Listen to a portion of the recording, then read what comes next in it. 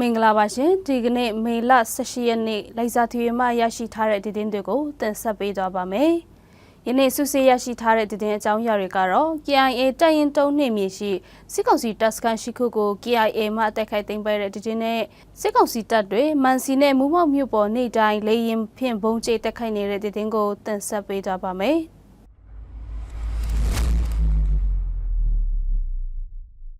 KIA အမှတ်3တပ်ရင်စတုံနေမြေအတွင်းတပ်ဆွဲထားတဲ့စစ်ကောင်စီတပ်စခန်းတွေကို KIA ပူးပေါင်းတပ်ဖွဲ့မှထိုးစစ်ဆင်တိုက်ခိုက်ရာစစ်ကောင်စီတပ်စခန်း၈ခုကိုဒီကနေ့မေလ18ရက်နေ့မှာ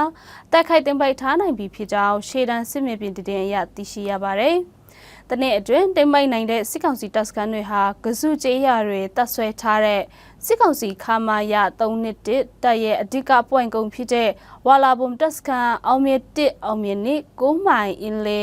လုံခကျေးရွာနဲ့ဝထဘုံတွေတပ်ဆွဲထားတဲ့စစ်ကောင်စီတပ်တွေဖြစ်ကြောင်းသိရပါတယ်။တိုက်ပွဲဖြစ်ပွားရာအနီးဝန်းကျင်တွေကစုခရှိအောင်မြေ1အောင်မြေ2အနီးတစ်ဝိုက်ကိုစစ်ကောင်စီဘက်မှတိုက်လေရင်ဖြင့်အဓိကအုံပြုခုခံတိုက်ခိုက်ပြီးလက်နက်ကြီးတွေနဲ့လည်းပစ်ကူနေကြောင်းသိရပါတယ်။စစ်ကောင်စီတပ်ဘက်မှအောင်မြေ1အောင်မြေ2ကျေးရွာရှိအသေးဆိုင်များကိုလည်းမိရှုဖျက်ဆီးလိုက်ကြောင်းနဲ့လက်ရှိအချိန်ထိ၎င်းဒေသတွေနှစ်ဖက်စစ်ရေးတင်မှနေကြောင်းစုံစမ်းသိရပါတယ်ရှင်။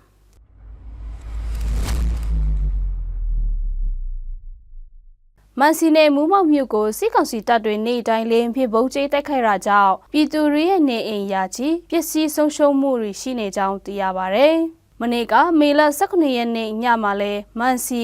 ရီကူမန်ခမ်ကျေးရွာဘက်မှာဂျက်ဖိုက်တာဝဲချွဲထပ်ပူလေရင်တွေလေစစ်ကောင်စီတပ်ကဘုံကျဲတိုက်ခိုက်ခဲ့ပြီးဒီကနေ့မေလ18ရက်နေ့မှာလဲ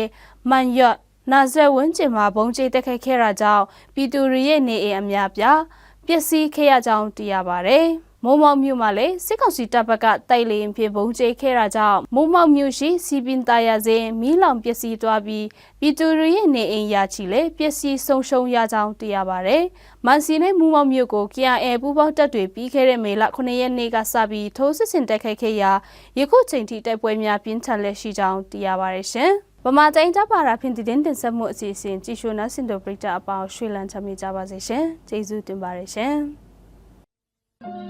။